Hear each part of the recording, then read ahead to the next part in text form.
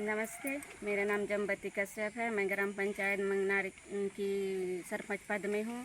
पहले समूह में थी और हूँ समूह की अध्यक्ष हूँ। विष्णु स्वसहायता समूह मेरा समूह का नाम है और राखी महिला बीओ की मैं अध्यक्ष हूँ।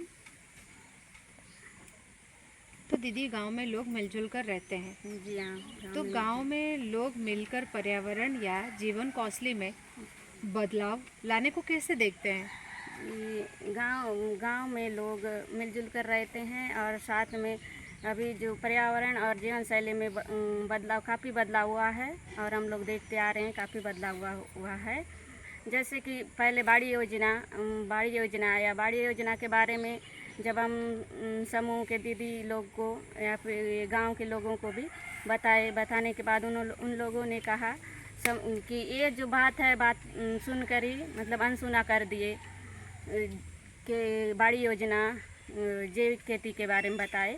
फिर जैविक खेती के बारे में बताए तो उन लोग सुनकर बात को वहीं तक रख दिए जाए, उसमें कुछ उपज नहीं होगा वैसा उन लोग का सोच था। पर कुछ दीदियों लोग ने आगे बढ़कर आए और जैसे कि हमारे गांव में गोटान में ही कुछ समूह दीदी लोग मिलकर आए और उन्होंने बाड़ी योजना शुरू किए। उसमें खेती बाड़ी करने लगे, मतलब साग सब्जी उगाए और उस साग सब्जी को उगाकर गांव के बाज़ार में बेचने लगे। उसमें उत्पादन अच्छा हुआ और उसमें आय भी अच्छा हुआ।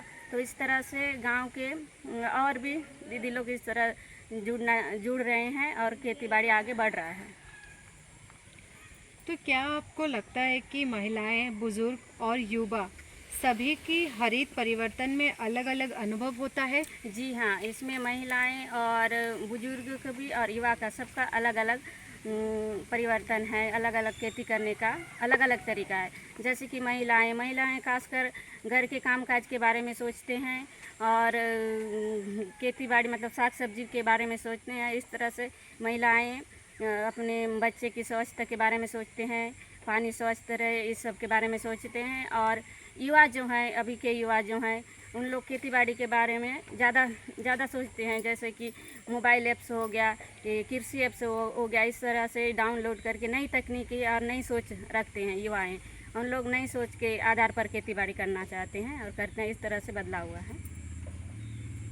और बुजुर्ग जो हैं पहले के जैसे छिड़काव करना चाहते हैं गाय बैल से, नांगर इस तरह से जुताई करके उन लोग करते हैं। इस तरह से बुजुर्ग और महिलाएं दो मतलब तीनों का अलग अलग परिवर्तन है खेती बाड़ी करने का।